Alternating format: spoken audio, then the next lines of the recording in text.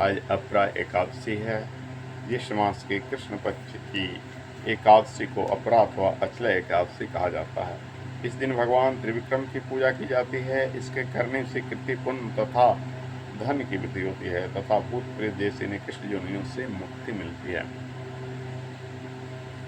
जहाँ तक व्रत के विधि विधान और फलाहार का प्रश्न है, सभी एकादशियों के समान है। ओम शांताकारं भुजंग शयनं पद्मनाभं सुरेशं विश्वाधारं गगन सदृशं मेघवर्णं शुभांगं लक्ष्मीकांतं कमलनयनं योगिदानगमं दिवशंभुवरं सर्वलोकैकनाथं। बोलो शेर विष्णु भगवान की जय।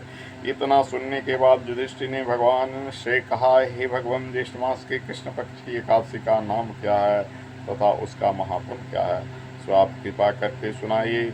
श्री कृष्ण भगवान कहने लगे कि हे राजन, इस एकादशी का नाम अपरा है। यह पार धन देने वाली है। जो मनुष्य इस व्रत को करते हैं, अपरा एकादशी व्रत के प्रभाव से ब्रह्म हत्या, भूत योनि तथा पर निंदा आदि तक के सब पाप भी हो जाते हैं। इस व्रत से पर स्त्री गमन, झूठी गवाही देना, असत्य भाषण, कल्पित साथ पढ़ना या बनाना, झूठा जोशी, झूठा वैद बनना आदि तक के पाप नष्ट हो जाते हैं। जो क्षत्रिय होकर युद्ध से भाग जाते हैं वे नरकगामी होते हैं, परंतु अपरा एकादशी का व्रत करने से उन्हें भी स्वर्ग की प्राप्ति होती है। जो शिष्य गुरु से विद्या ग्रहण करते हैं और बाद में उनकी निंदा करते हैं वे अवश्य नरक में पड़ते हैं, परंतु अपरा एकादशी का व्रत करने से वे भी इस पाप से मुक्त हो जाते हैं। जो फल तीनों पुष्कर में कार्तिक पूर्णिमा को स्नान करने से या गंगा तट पर पितरों को पिंडदान करने से प्राप्त होता है, मकर के सूर्य में